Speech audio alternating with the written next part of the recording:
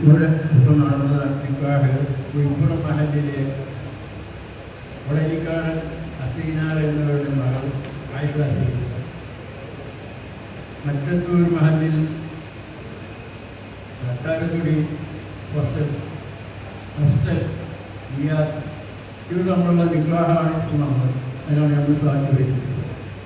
അൽഹംദുലില്ലാ, ബാറകല്ലാഹു ലക്കും വബാറക അലൈക്കും വജമഅല്ലാഹു ബൈനകുമാ, ബാറകല്ലാഹു ലക്കും വബാറക അലൈക്കും വജമഅല്ലാഹു ബൈനകുമാ, ബാറകല്ലാഹു ലക്കും വബാറക അലൈക്കും വജമഅല്ലാഹു ബൈനകുമാ ഫീ ബൈതിൽ മുഅഫിയ. അൽഹംദുലില്ലാ, ഈ മജ്ലിസ് വളരെ റാഹത്തായ മജ്ലിസാണ്, നിക്കാഹിന്റെ മജ്ലിസ്. അഭിനന്ദിക്കുകയാണ്. ഇതിൻ്റെ മാതൃക എല്ലാവരും കണ്ടി പ്രവർത്തിക്കേണ്ടതുമാണ്. പറയാനുള്ള കാരണം, നിക്കാഹിന്റെ മജ്ലിസ് എന്ന് പറഞ്ഞാൽ വളരെ മോശമായ രീതിയിലാണ് ഇന്ന് വന്നുകൊണ്ടിരിക്കുന്നത്. ഒരു മഹത്തായ കർമ്മമാണ് നിക്കാഹ്. ഈ നിക്കാഹ് ചെയ്ത് കൊടുത്ത ഒരു അന്യതായിരിക്കുന്ന പുരുഷനും അന്യതായിരിക്കുന്ന സ്ത്രീയും ഭാര്യ ഭർത്താക്കന്മാരായി ഹറാമായ കാര്യങ്ങൾ ഹലാലായി, അങ്ങനെ ഭാര്യ ഭർത്താക്കന്മാരായി കൊള്ളുമ്പോൾ ആ ഭാര്യക്കും ഭർത്താവിനും ആദ്യത്തേതായിരിക്കുന്ന ആ സ്വാതന്ത്ര്യം ഉണ്ടാവുകയില്ല. അരിജാലും ഖവ്വാമൂന അല നിസാ, ആ സ്ത്രീ ആ പുരുഷന്റെ കീഴിലാണ് എല്ലാ ജീവിതവും. ആ സ്ത്രീക്ക് എന്തെങ്കിലും ആ പുരുഷന്റെ ഒരു അനുവാദം സമ്മതം കൂടാതെ പുറത്തു പോകാനോ പ്രവർത്തിക്കാനോ ഒന്നും പാടുള്ളതല്ല. അതേപോലെ ആ സ്ത്രീയുടെ എല്ലാ കാര്യങ്ങളും ദീർഘമായി പറയാൻ ഉദ്ദേശിക്കുന്നില്ല, ചുരുക്കത്തിൽ അറിയിക്കുകയാണ്. എല്ലാ കാര്യങ്ങളും പുരുഷന്റെ മേലിലാണ്. എത്രത്തോളം റസൂലുള്ളാഹി സ്വല്ലല്ലാഹു അലൈഹി വസല്ലമ തങ്ങളോട് ഒരു വ്യക്തി ചോദിച്ചു, അല്ലാഹുവിന്റെ റസൂൽ, ഞാൻ സുജൂദ് ചെയ്തിട്ട്. ജാഹിലിയ്യ കാലത്ത് അവരുടെ രാജാക്കന്മാർക്ക് സുജൂദ് ചെയ്തിരുന്നു. അപ്പോൾ റസൂലുള്ളാഹി സ്വല്ലല്ലാഹു അലൈഹി വസല്ലമ തങ്ങൾ പറഞ്ഞത്, ഞാനൊരു വ്യക്തിയോട് മറ്റൊരു വ്യക്തിക്ക് സുജൂദ് ചെയ്യാൻ കൽപ്പിക്കുകയാണെങ്കിൽ ഭാര്യയോട് ഭർത്താവിന് സുജൂദ് ചെയ്യാൻ കൽപ്പിക്കുമായിരുന്നു. അതേ പ്രകാരം തന്നെ ഒരു അനുവാദം ഭർത്താവിന്റെ അനുവാദം കൂടാതെ ആ സ്ത്രീക്ക് ഒന്നും തന്നെ ചെയ്യാൻ പറ്റില്ല. ഇസ്ലാമിന്റെ നിയമം അങ്ങനെയാണ്. എത്രത്തോളം പാപ മത്സ്യമെടുക്കുന്നതായ അവസരത്തിൽ പോലും ആ ഭർത്താവിന്റെ സമ്മതം കൂടാതെ ആ പെണ്ണിനെ വീട്ടിൽ നിന്ന് ഇറങ്ങി പോകാൻ പാടുള്ളതല്ല.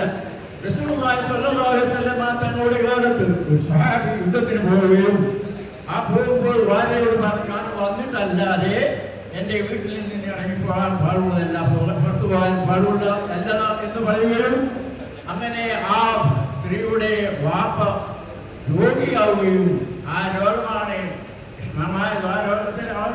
വിവരം ആ പെണ്ണിനെ അറിയിക്കുകയും പിന്നെ റസൂലുള്ളാഹി സ്വല്ലല്ലാഹു അലൈഹി വസല്ലമ തങ്ങളുടെ സാന്നിധ്യത്തിലേക്ക് ആളയക്കുകയാണ്. എന്റെ വാപ്പ സുഖമില്ല, ഇങ്ങനെ ഭർത്താവ് ഞാൻ വരുന്നതിന് മുമ്പ് എന്റെ അനുവാദം കൂടാതെ വീട്ടിൽ നിന്ന് പുറത്തു പോകരുത് എന്ന് ഭർത്താവ് പറഞ്ഞിട്ടുണ്ട്.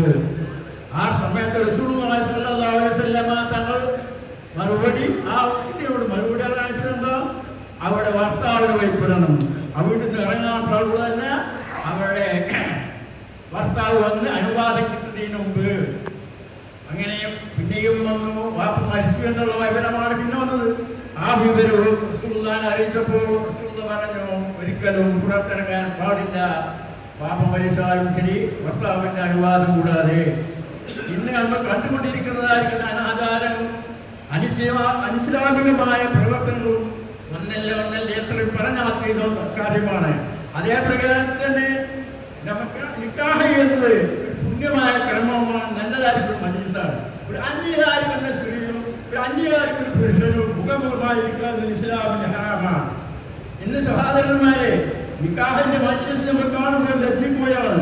നമ്മോട് നിക്കാഹിന്റെ കാര്യങ്ങൾ പറയുമ്പോൾ ആദ്യം തന്നെ നമ്മൾ പറയുന്നതാണ്, ആ നിക്കാഹിന്റെ മജ്ലിസിൽ സ്ത്രീകൾ ഉണ്ടാകാൻ പാടുള്ളതല്ല. ഉണ്ടെങ്കിൽ അവർക്ക് തെറ്റിക്കായി മറട്ട് അവർ പ്രത്യേകം ഒരു മറയുള്ളതായിട്ടാണ് ആണുകളും പെണ്ണുങ്ങളും മിക്സായിക്കൊണ്ട് ഒരു മജ്ലിസിൽ പാടുള്ളതല്ല. അത് ചിലവരെല്ലാം സ്വീകരിക്കുകയും ചിലവരെല്ലാം അത് സ്വീകരിക്കാത്ത രൂപത്തിൽ, ആ പറയാത്ത രൂപത്തിൽ, അറിയാത്ത രൂപത്തിൽ തള്ളുകയും ചെയ്യുന്നുണ്ട്. എങ്ങനെയായാലും ആ ഹറാമിന്റെ രൂപത്തിൽ കൂടി വരുമ്പോൾ അതിലുള്ളായിരിക്കുന്ന സന്താനങ്ങൾ തന്നെ നന്നായി വരാൻ സാധ്യത കുറവാണ്. എത്രത്തോളം നിക്കാഹിന്റെ വിവാഹം പറയുമ്പോൾ തന്നെ ഹറാമിൽ കൂടെയാണ് എന്ന് ആ കല്യാണത്തിന്റെ അവസ്ഥകൾ വന്നുകൊണ്ടിരിക്കുന്നത്. കാരണം ഒരു പുരുഷനിക്ക് ഒരു പെണ്ണിന്റെ വിവാഹം എന്തൊക്കെ പറയുമ്പോൾ ആ കെട്ടാൻ ഉദ്ദേശിച്ചതായിരിക്കുന്ന ആ പുരാപ്പളയായിരിക്കുന്ന ആ പുരുഷനിക്ക് മാത്രം ആ സ്ത്രീയെ പോയി ഒരു നോട്ടം നോക്കി കാണാം.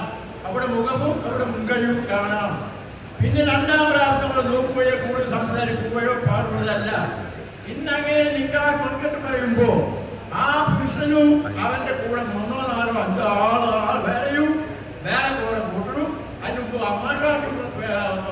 ഭർത്താവിന്റെ പിതാവിന്റെ വാപ്പയും ഒക്കെ പോയി കണ്ട് അങ്ങനെ പുരുഷനോട് ചെന്ന് എല്ലാവരും കൂടി കാണണം ആ പെണ്ണിനെ. അത് ഇസ്ലാമിൽ അനുഭവിച്ചതാണ്. ആ പങ്കിട്ട് പറഞ്ഞതായിരിക്കുന്ന കെട്ടാൻ പോകുന്ന ആ മനുഷ്യർക്ക് മാത്രമേ ആ പെണ്ണിന്റെ അഴിമറിയാൻ വരുന്നവർക്കും പാടുള്ളൂ. വാപ്പ പ്രമോഷനായിട്ടില്ല, നിക്കാഹില്ലെങ്കിലേ വാപ്പാ കാണാൻ പറ്റുള്ളൂ.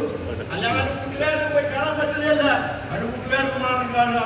എന്നിട്ടോ അവന് പറ്റിയാൽ പോലെ കൂട്ടുകാർക്കുമാണ് കൊണ്ടേ പറ്റുക. അല്ലെങ്കിൽ അവന് പറ്റിയ കല്യാണം ഫലമായി പോവുകയാണ്.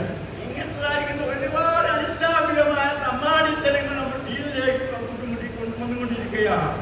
അത്രത്തോളം തന്നെ ഒരു മുട്ടായി കൊടുക്കുക എന്നുള്ള സമ്പ്രദായം ഇസ്ലാമിൽ ഇല്ലാത്തൊരു സമ്പ്രദായമാണ്.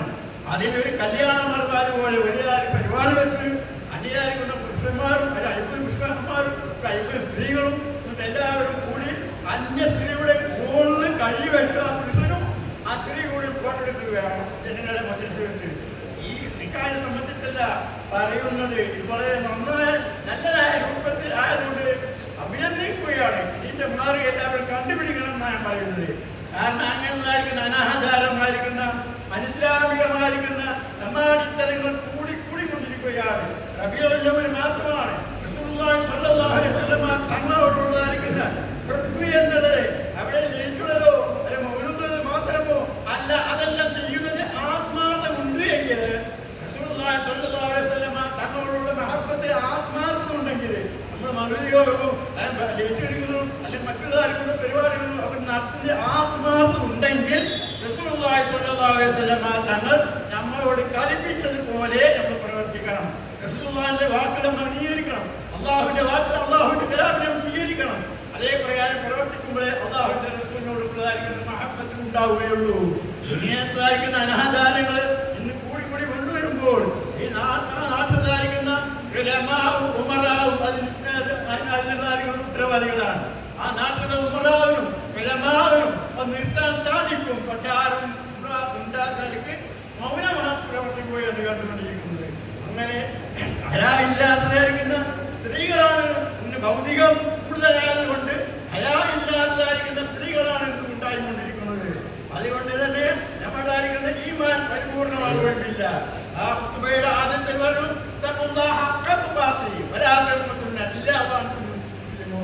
യഥാർത്ഥമായിരിക്കുന്ന തഖ്വ, സത്യമായിരിക്കുന്ന യഥാർത്ഥമായ തഖ്വ. അതായത് ഭൂമിയായതുകൊണ്ട് മുസ്ലിമായതുകൊണ്ട് മാത്രമേ നിങ്ങൾ മരിക്കാവൂ എന്ന് ഖുർആൻ നമ്മളെ പഠിപ്പിക്കുന്നു. എങ്ങനെയാണ് യഥാർത്ഥമായിരിക്കുന്ന ഹക്കായിരിക്കുന്നു തഖ്വ ഉണ്ടാവുകയത്? അത് ഹയാവും സ്വൽബത്തുമിനൽ ഈമാൻ. ഹയായി ശ്രദ്ധ എന്നുള്ളത് ഈമാനിൻ്റെതായിരിക്കുന്ന ഒരു ഭാഗമാണ്. ഈ ഹയാ ഇല്ലാതെ ഒരു മനുഷ്യൻ്റെതായിരിക്കുന്ന ഈമാൻ പരിപൂർണമാവുക. ആ ഹയാ ഇല്ലായെങ്കിൽ അവന്റെ ഈമാൻ പരിപൂർണമല്ല. ആണായാലും പെണ്ണായാലും സ്ത്രീകൾ തീരെ ഹയാ ഇല്ലാതിരിക്കുന്ന അവസ്ഥയാണ്. നമ്മളെ പുരുഷന്മാരായിരിക്കുന്ന സ്ത്രീകൾക്ക് വഴി മാറിക്കൊടുക്കേണ്ട അവസ്ഥ എത്തിരിക്കുകയാണ്. സഹോദരന്മാരെല്ലാം ഇസ്ലാമിന്റെ നിയമങ്ങൾ ധിക്കരിക്കുമ്പോൾ വളരെ വേദനാപീഠമാണ്. നമ്മൾക്ക് ഇങ്ങനെ കാലഘട്ടങ്ങളിൽ